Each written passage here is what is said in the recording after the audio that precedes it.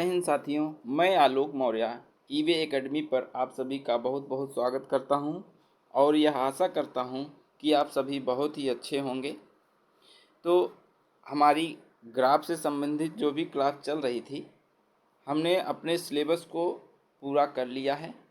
अब हम आज से क्वेश्चन के प्रैक्टिस करने वाले हैं, यानी कि हम अपनी क्लास में एक ग्राफ के क्वेश्चन और एक टेबल का क्वेश्चन प्रैक्टिस करेंगे। ये ऐसा हम 2 से 3 क्लास में करेंगे। फिर आपको यह करना है कि जितनी भी क्लासें आपको कराई गई हैं उसमें जो भी क्वेश्चन दिया गया है उसको पुनः, अगर फिर से वीडियो नहीं देखते हैं तो पुनः फिर से क्वेश्चन देख करके उसका आंसर करने की कोशिश करेंगे। आप ज़्यादा से ज़्यादा प्रैक्टिस करेंगे तो हम इस क्लास के माध्यम से प्रैक्टिस करते हैं, जिसमें हम एक टेबल का क्वेश्चन और एक ग्राफ का क्वेश्चन लेके आएंगे, जो कि आपके एग्ज़ाम में जिस लेवल का क्वेश्चन पूछा जा रहा है उससे थोड़ा सा हाई लेवल का क्वेश्चन लेके आएंगे, जिससे कि आपकी एक अच्छी प्रैक्टिस हो और आप एग्ज़ाम में थोड़ा अपने लिए बेहतर फील कर सकें। तो आज की क्लास हमारी प्रैक्टिस क्लास होने वाली है, जिसमें हम आपके लिए एक ग्राफ का क्वेश्चन और एक टेबल का क्वेश्चन लेके आए हैं। तो हम देखते हैं कि ग्राफ में कह रहा है कि 1995 से 2015 तक CO2 की सांद्रता दी गई है। ग्राफ का अध्ययन करके प्रश्नों का उत्तर दीजिए।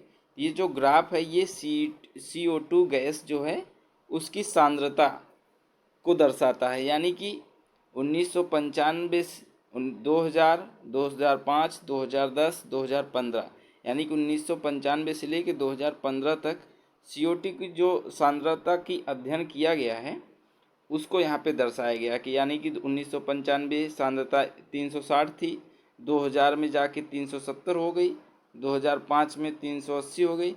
इसी तरह से आपका ये जो ग्राफ है ये लाइन ग्राफ है जो कि बढ़ रहा है। तो लाइन ग्राफ को हम अच्छे से रीड कर चुके हैं। अब हम चलते हैं इसके पहले क्वेश्चन की तरफ। क्वेश्चन नंबर फर्स्ट है, दिए गए ग्राफ के आधार पर वर्ष 1995 से 2015 तक CO2 की सांद्रता में कितना प्रतिशत परिवर्तन हुआ। यानी कि ये जो ग्राफ दिया गया है इसमें कह रहा है कि 1995 से 2015 तक CO2 की सांद्रता में कितना प्रतिशत परिवर्तन हुआ। यानी कि 1995 में जितनी सांद्रता थी, अब 2015 में कितनी सांद्रता है, उन दोनों में जो प्रतिशत परिवर्तन आया है, यानी कि प्रतिशत परिवर्तन चाहे यहाँ अगर ज़्यादा रहा हो, यहाँ कम हो गया हो तो प्रतिशत कमी पता करनी है, या यहाँ अगर कम रहा होगा यहाँ ज़्यादा हो गया है तो यहाँ पे क्या पता करना है, प्रतिशत वृद्धि पता करना है। यानी कि हम देखते हैं कि पहले तो 1995 में सांद्रता कितनी थी, 360 थी। अब 2015 में कितनी हो गई है, 400 की, यानी कि इसकी सांद्रता 400 हो गई है। अब प्रतिशत में मान निकालने के लिए चूंकि हमको दो मान दिख रहे हैं, इसलिए हम जब हमको दो मान पता चल जाते हैं तो हम अंतर या वृद्धि निकालते हैं। तो हम देखें कि 1995 से लेके 2015 में कमी हुई है कि वृद्धि सांद्रता में। तो हम देख रहे हैं कि 360 से 400 हुआ है, तो यानी कि वृद्धि हुई है। तो वृद्धि कितने की हुई है, 400 में से 360 को घटाएंगे कितना बचेगा, 40 बटे वृद्धि किससे हुई है, 360 से हुई है ना वृद्धि, इसलिए नीचे क्या आएगा 360। वृद्धि जिससे होती है या कमी जिससे होती है आपका हर वही बनता है, और गुणे 100 क्योंकि परसेंटेज निकालना है। तो हम यहाँ पे अपना टाइम नहीं, हमने आपको सिखाया है, आप सीख रखे हैं। तो अब यहाँ पे हम क्वेश्चन देखेंगे और सॉल्व करेंगे। अगर हो सके तो आप वीडियो को रोक करके अपना आंसर निकालें, फिर लास्ट में देखें कि आपका आंसर आया कि नहीं, इससे आपकी अच्छी प्रैक्टिस होगी। अब हम 0 से 0 को कैंसिल करते हैं, 4 से इसको काटते हैं, 9 बार जाएगा।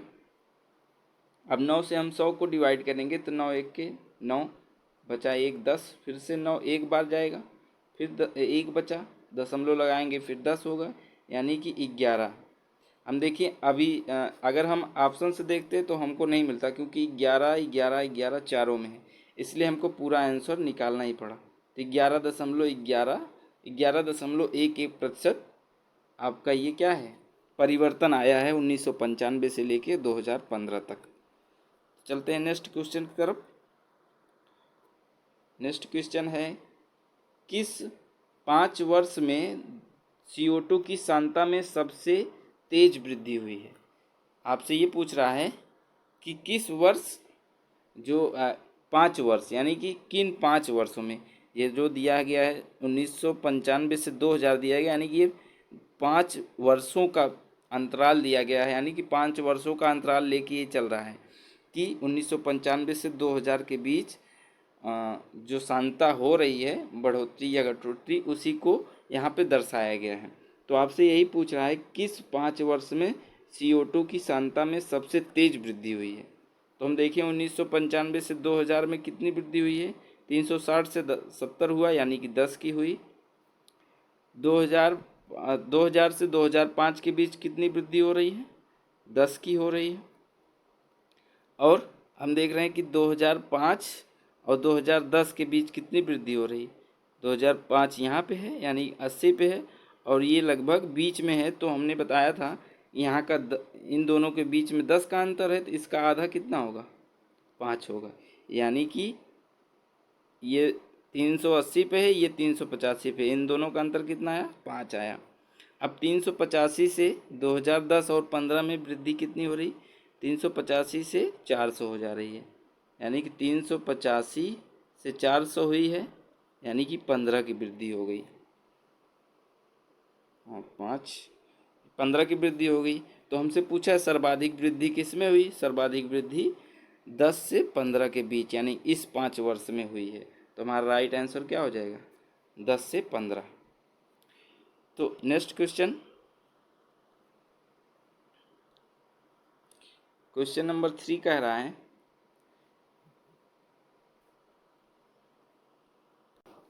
क्वेश्चन नंबर 3 कह रहा है किस 5 वर्ष में CO2 की सांद्रता से सबसे धीमी गति से वृद्धि हुई, यानी कि ऐसा वर्ष पता करना है आपको कि जिस 5 वर्ष में CO2 की सांद्रता सबसे धीमी गति से वृद्धि हुई है। अभी तो इसके पहले वाले क्वेश्चन में आपसे पूछा था कि सबसे तेज वृद्धि किस में हुई थी, तो 10 और 15 में आया था। लेकिन यहाँ आपसे पूछा है कि किस में बहुत धीरे से, मतलब थोड़ा धीमी गति से वृद्धि हुई है। तो हम देखेंगे कि 1995 से लेके 2000 के बीच कितनी वृद्धि हुई, 10 की। इसमें कितनी हुई, यहाँ भी 10 की। यहाँ पे कितना हुआ, 5 की वृद्धि। यहाँ पे कितना हुआ, 15 की। अभी पिछले में हमने निकाला था। तो यानी कि हमने आपसे कहा था कि आप बुकलेट में अपने एक बार कर लेंगे कोई चीज़, तो वो आपको हो सकता है कि अगले क्वेश्चन में उसी से संबंधित होगा क्वेश्चन, तो आपका आंसर वहीं से मिल जाएगा। तो आपको बार बार मेहनत करने की ज़रूरत नहीं होगी। यहाँ आपको धीमी गति से वृद्धि पूछा था, तो धीमी गति से वृद्धि किस में हो रही है, 2005 से 10 के बीच हो रही है। तो हमारा राइट आंसर क्या हो जाएगा, 5 से 10 हो जाएगा। ये जो क्वेश्चन हम आज कर रहे हैं, ये आपके UP SSC के वीडियो के एग्ज़ाम में आया हुआ प्रश्न है। तो ये आपके पेट के एग्ज़ाम में भी आ सकता है इस तरह का लेवल। तो हम देखते हैं कि जो ग्राफ का लेवल है वो बहुत हाई नहीं रहता है, वो थोड़ा सा लो, उसका लेवल थोड़ा सा निम्न ही रहता है। एक एक तो आपको थोड़ा सा मतलब लो क्वालिटी का देता है, और एक थोड़ा सा अच्छे क्वालिटी का देता है, जिसमें थोड़ा सा कैलकुलेशन होता है। अभी तक हमने इस ग्राफ में देखा है कि कैलकुलेशन कहीं भी दिखाई नहीं दिया है। तो हम चलते हैं नेक्स्ट क्वेश्चन की तरफ।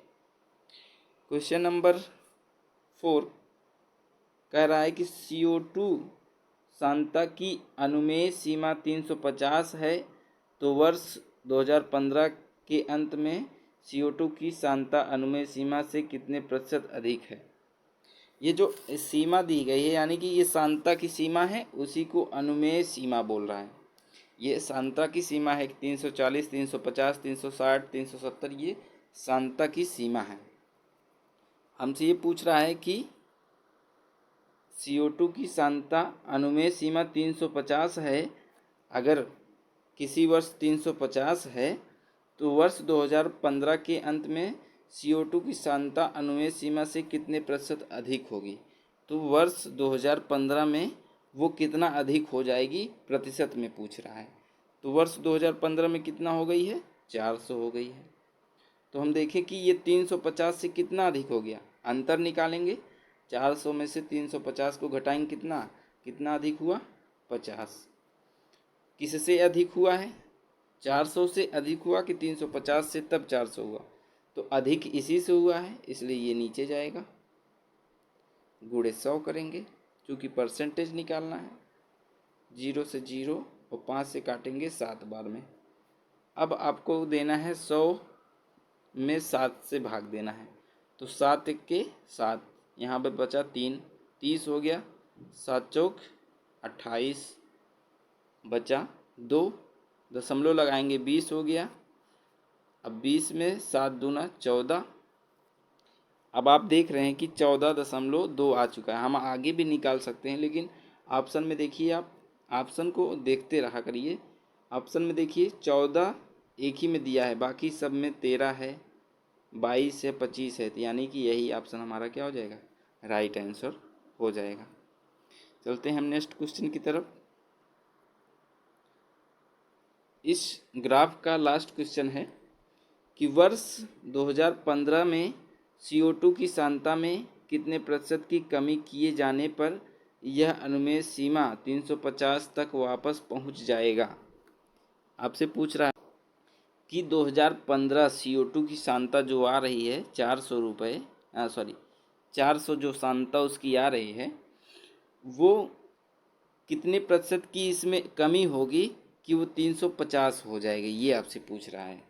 क्वेश्चन का लैंग्वेज यही है कि वर्ष 2015 में CO2 की सांद्रता, यानी कि अगर हम समझें इनडायरेक्टली, CO2 की सांद्रता 400 में कितने प्रतिशत की कमी किए जाने पर यह अनुमेय संख्या 350 तक पहुंच जाएगी। 400 में हम कितना घटाएं, यानी कितनी कमी करें कि वो 350 हो जाए, ये कैसे पता चलेगा। 400 से हम 350 को घटा देंगे, बचेगा 50। यानी कि अगर हम 50 की कमी करते हैं, किस में, 400 में, 400 में यदि हम 50 की कमी कर देते हैं तो वो कितना प्रतिशत हो जाएगा, प्रतिशत निकालने के लिए गुणा कर देंगे 100 से। 0 से 0 और 5 से ये इसको काट देंगे, 5 8 40। 8 से डिवाइड करेंगे 100 को, 8 एक के 8, यहाँ पे बचा 2, 20 हो गया, 8 दूनी 16। अब आप देखिए 12 आ चुका है आपका।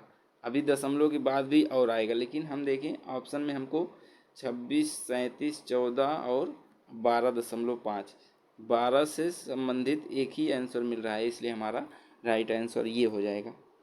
अगर हमको 12 यानी कि 12 दशमलव करके 2-3 मान दिए होते तो हम पूरा मान निकाल के सही वाला लगाते, लेकिन हम देख रहे हैं ऑप्शन में एक ही है, तो इसलिए हमारा यही आंसर हो जाएगा, क्योंकि हम इसको सॉल्व किए हैं तो 12 दशमलव समथिंग आने की संभावना है।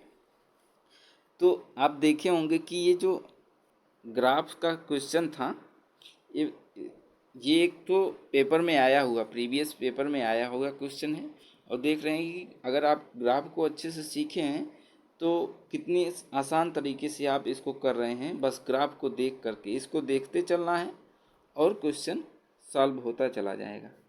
और हम थोड़ी स्पीड इसलिए रखे हैं क्योंकि हम सारी चीज़ें सीख चुके हैं और आपको सिखा चुके हैं, इसलिए थोड़ा सा प्रैक्टिस का, ये प्रैक्टिस क्लास है, इसलिए थोड़ी स्पीड में चलेंगे जिससे आपको भी थोड़ा फ़ायदा होगा। क्योंकि टाइम भी ज़्यादा नहीं देना है, जिस क्वेश्चन में टाइम लगे उसमें सिर्फ देना है, जहाँ थोड़ा जल्दी हो जाए वहाँ जल्दी से कर, क्योंकि टाइम को भी बचाना है पेपर में। चलते हैं नेक्स्ट क्वेश्चन की तरफ। अगला हमारा क्वेश्चन है तालिका। कह रहा है कि तालिका भिन्न वर्षों में, यानी कि इस तालिका में विभिन्न वर्षों में कंपनी द्वारा निर्मित LCD टीवी की बिक्री दर्शाता है। ये जो तालिका दी गई है आपको, ये विभिन्न वर्षों में जो कंपनी द्वारा बिक्री की गई LCD की टीवी है उसको दर्शाता है। यहाँ लिखा है LCD का आकार इंचों में है, यानी कि जो LCD बनती है ये इंच में है, ये 40 इंच है, ये 50 इंच वाली एलसीडी है, ये 55 इंच, यानी कि ये 75 तक, 40 से 75 तक इंच वाली टीवी को बनाता है कोई कंपनी, और उनकी बिक्री को दर्शाया है विभिन्न वर्षों में 2012 से लेकर 17 तक कितनी बिकी, यानी कि 40 इंच वाली जो टीवी थी वो 32 बिकी थी 2012 में, और 40 इंच वाली टीवी 2015 में कितनी बिकी, 45। इसी तरह से सभी एलसीडी टीवी को जो मान जो है कि वो किस वर्ष में कितनी बिकी, वो इस तालिका में दर्शाया गया है। तो हम इसी तालिका को देखते हुए अपना आंसर देंगे। इसका पहला क्वेश्चन है, पिछले कुछ वर्षों में कंपनी द्वारा बेची गई एलसीडी टीवी के विभिन्न साइज की संख्या हजारों में दी गई है, यानी कि इतना आपको तो बता रहा है कि हजारों में, ये जो संख्या है ये हजार में दी गई है।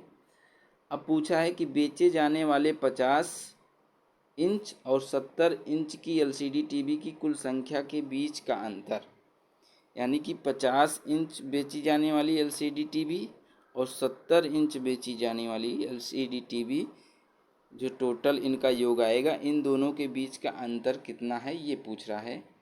तो हम देखेंगे कि जो 50 इंच वाली एलसीडी टीवी है और 17 इंच वाली एलसीडी टीवी सभी वर्षों में कितनी बेची गई हैं, उनकी संख्या को पहले हम निकाल लेते हैं, फिर इसी में से इसको माइनस कर लेंगे। ये एक सारा काम हम अपने बुकलेट में करेंगे, आप वहाँ करेंगे, हम यहाँ पे कर देते हैं। हम देखें इसको कि 50 इंच वाली जो टीवी है वो कितनी है, 5 4 9, 9 6 15, 3 18, 2 20, 8 28, बचा 2, 2 2 4, 3 7, 4 11, 5 16, 4 20, 3 23, 238 टोटल 2012 से लेके 2017 तक 50 इंच वाली टीवियाँ बेची गई हैं। और 17 इंच वाली टीवी 2012 से 17 तक कितनी बेची गई, 8 1 9, 8 1 9, 2 11, 8 11 8 19, 19 4 23, 1 24, 24 और बचा 2, 2 2 4 1 5 1 6 1 7 1 8, 84। हम देख रहे हैं कि 70 इंच वाली टीवी 2012 से 17 तक 84 बेची गई, और 50 इंच वाली टीवी 2012 से 17 तक 238 बेची गई। इन दोनों के बीच का अंतर हमसे पूछा है, तो अंतर निकालते हैं हम। 8 में से 4, 4 बचा, 13 में से 8 गए 5, और यहाँ पे 154 इन दोनों का अंतर आया। तो हम देखेंगे हमारा किस ऑप्शन में है आंसर, ऑप्शन नंबर सी हमारा राइट आंसर हो जाएगा। नेक्स्ट क्वेश्चन की तरफ चलते हैं। तालिका से संबंधित भी क्वेश्चन बहुत ही इजी आते हैं। अगला क्वेश्चन देखते हैं कि सभी 6 वर्षों की कुल बिक्री में न्यूनतम बिक्री किस साइज की एलसीडी टीवी की है। अब यहाँ पे आप ये काम अपने बुकलेट में करेंगे कि देखिए पूछा है न्यूनतम, तो अधिकतम को ध्यान नहीं देना, ज़्यादातर न्यूनतम को जल्दी से करने का तरीका, एक तरीका ये है कि सभी को जोड़ लें, सभी के मान को जोड़ लें टोटल, फिर वहाँ दे अपने आप पता चल जाएगा किस में कम बिक्री हुई है। एक तरीका ये तो है, ये भी सही है, लेकिन यहाँ पे न्यूनतम पूछा है तो हम ऐसे मान की तरफ चलते हैं जहाँ न्यूनतम देखने को मिल जाए, यानी कि ये सब तो अधिकतम ही है क्योंकि ये बहुत संख्या में है, यहाँ भी अधिकतम है इसकी अपेक्षा। हम इसको कंपैरिजन करते हैं कि यहाँ पे 7 8 7 6 13, 13 और 8 21, 21 और 11, 21 10 31 1 32, 32 4 36, 36 10 46, 46 6 52, 52 10 62, इसमें टोटल 62 आया। यहाँ पे देखते हैं 4 1 5 8 5 13, 13 2 15 1 16, 16 4 20 4 24, 2 2 2 4 2 6 2 8, यहाँ पे 84। तो हम देख रहे हैं कि जब इसमें 84 आया है तो यहाँ तो और ज़्यादा आएगा, तो न्यूनतम हमको किस में दिखा? 75 इंच वाली टीवी, जो कि है कि 6 वर्षों में कुल बिक्री सबसे न्यूनतम 75 इंच वाली टीवी को बेचने में आया है। नेक्स्ट क्वेश्चन देखेंगे। क्वेश्चन नंबर 3 इसका है, किस वर्ष बेचे हुए कुल एलसीडी टीवी की संख्या में से बेचे गए 60, यहाँ पे 60 होगा,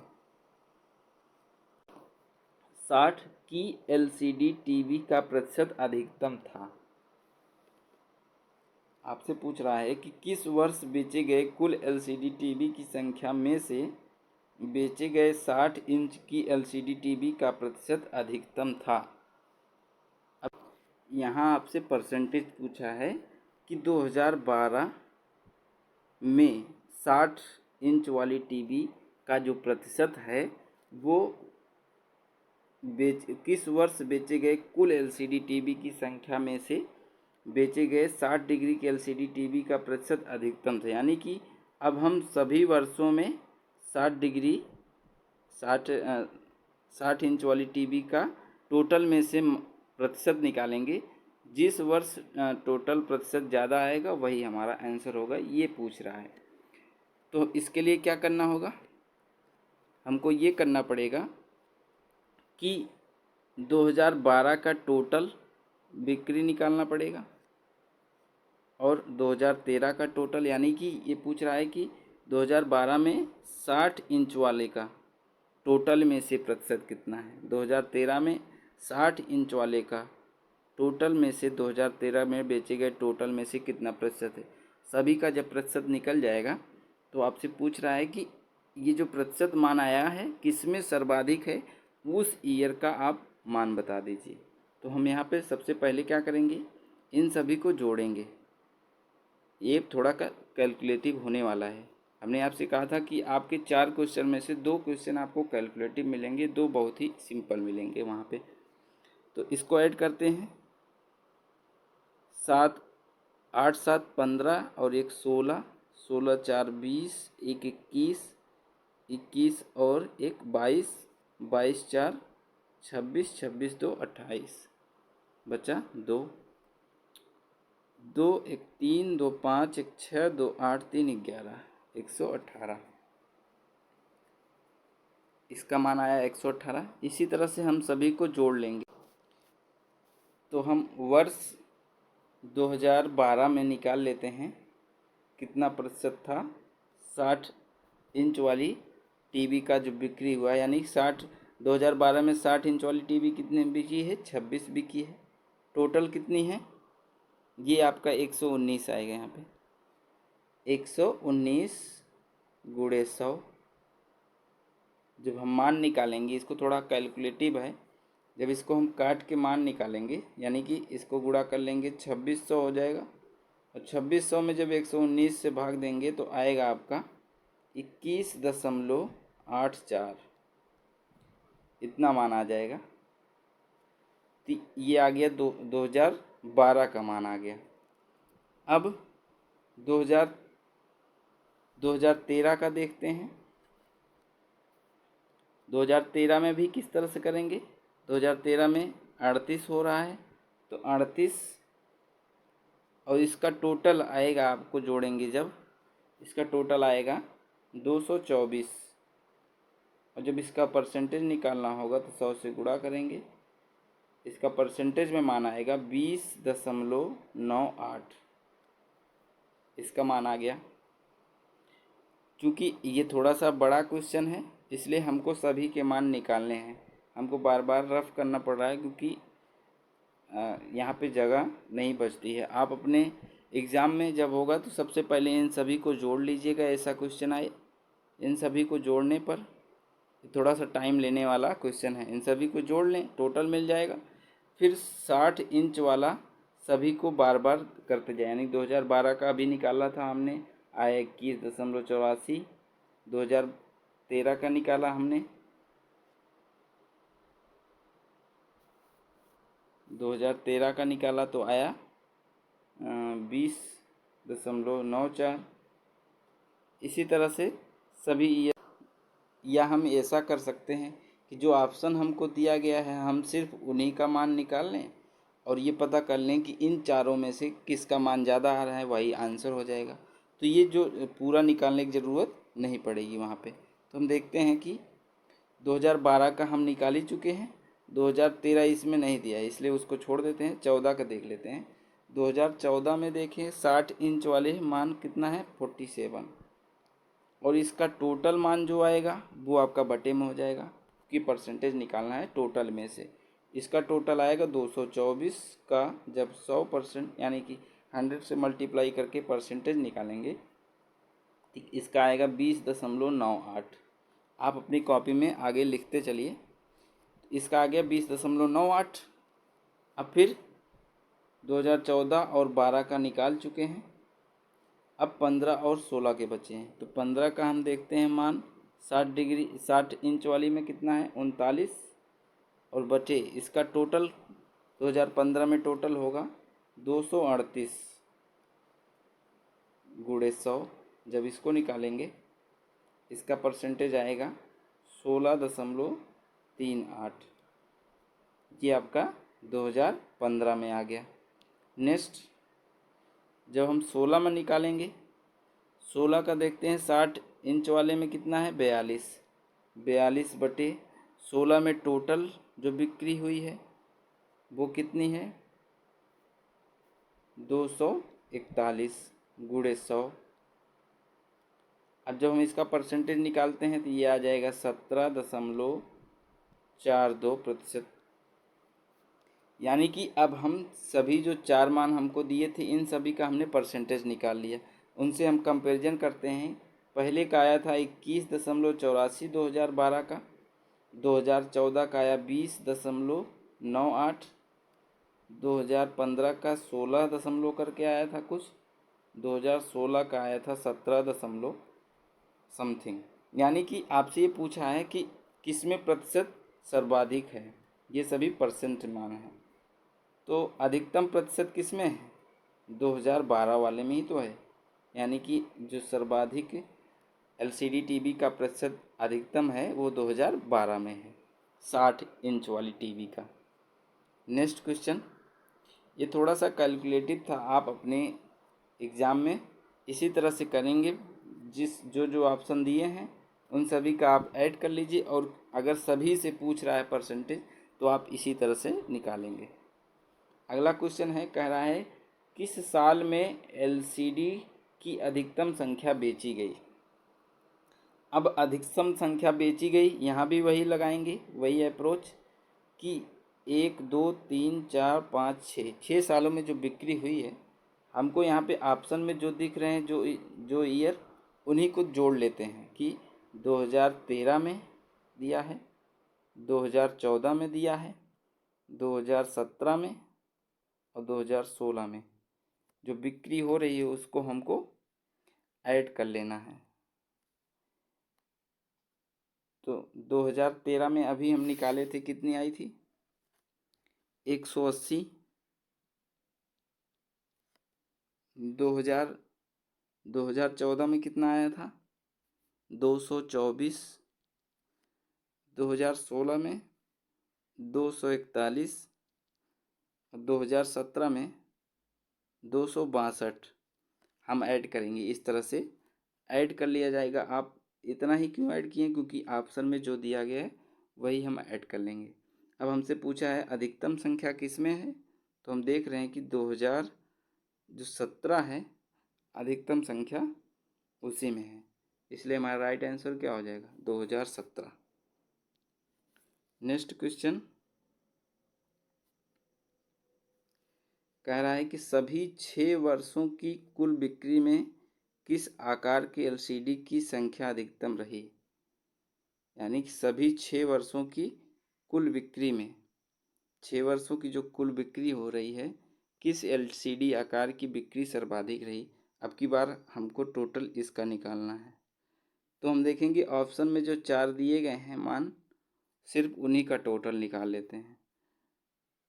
अधिकतम देखें कि 60 दिया है ऑप्शन में, इसका योग हो जाएगा 60 वाले का हो जाएगा 247। इसको जब ऐड करेंगे 50 का देखते हैं। 5 4 9 6 15 3 18 2 20 8 28 बचा 2 3 2 5 4 9 5 14 4 18 18 2 20 21 2 23 238 इसका मान आया। और 40 वाले का मान आ जाएगा। 40 वाले को जब ऐड करेंगे इसका मान कितना आया था 277। और 55 वाले का मान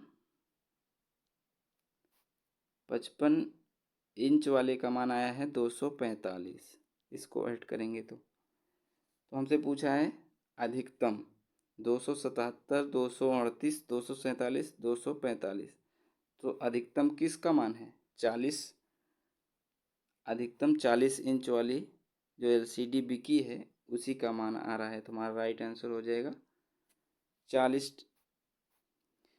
नेक्स्ट क्वेश्चन। तो हम देख रहे हैं कि आज का हमारा ये लास्ट क्वेश्चन था। तो मैं आशा करता हूँ कि आपको ये क्लास बहुत अच्छी लगी होगी। और यदि आपको अच्छी लगी है तो इसको लाइक शेयर और कमेंट करना ना भूलिएगा। तो हम देख रहे थे कि ये जो तालिका संबंधित क्वेश्चन था, ये तालिका वाला क्वेश्चन, ये थोड़ा सा इसके 2 क्वेश्चन आपके थोड़ा कैलकुलेटिव थे कि इन सभी का मान योग करना था और इसका मान योग करना था। तो अगर ऐसा कभी आता है कि ज़्यादा संख्या में दिया होता है मान और उसको योग करना पड़े, तो आप ऑप्शन से ही देखेंगे कि जिसका जिसका दिया रहेगा मान सिर्फ उन्हीं का योग कर लें। नहीं तो इससे क्या होगा, आपको ज़्यादा वर्क करना पड़ेगा, लेकिन ऑप्शन इसी में से आएगा जो 4 दिए रहेंगे। तो हम ये करेंगे कि अगर इस तरह से योग करने के लिए पूछेगा, अगर सर्वाधिक पूछता न्यूनतम पूछता तो देखने से थोड़ा सा लगता है कॉमन सेंस लगा के कि हाँ इन सब में कम हो सकता है, ये सब तो अधिक है। और यदि अधिकतम पूछता है तो चूंकि अब हमको पता नहीं चल पा रहा है कि इनमें अधिकतम कौन होगा, तो अधिकतम वाले में जो ऑप्शन आपको दिया गया है उन्हीं सभी ऑप्शन को आप टोटल कर लेंगे। टोटल करने के बाद आपको पता चल जाएगा किस में ज़्यादा है किस में कम है। तो यहाँ पे परसेंटेज से एक क्वेश्चन था सिर्फ, बाकी सब योग पूछा था या अंतर पूछा था। तो योग भी जो पूछा था वो एक कैलकुलेशन था आपका, वो आपका टाइम टेकन था। तो इन सभी चीज़ों के लिए ही हमको थोड़ा टाइम को बचा के चलना है कि जहाँ थोड़ा टाइम कम लग सके वहाँ कम टाइम देना है, और जहाँ पूरा टाइम देने की बात आए वहाँ आपके लिए टाइम की कमी ना पड़े। इसलिए आप प्रैक्टिस करेंगे जितने ज़्यादा से ज़्यादा, आपकी स्पीड उतनी ही अच्छी बनेगी क्वेश्चन सॉल्व करने के लिए। तो आई होप ये क्लास आपको बहुत पसंद आई होगी। हम मिलते हैं अपने नेक्स्ट प्रैक्टिस सेट की क्लास में। तब तक के लिए आप अपना ध्यान रखें और अपनी पढ़ाई को एक मजबूत आयाम देते रहें। मिलते हैं कल नेक्स्ट क्लास में, तब तक के लिए जय हिंद।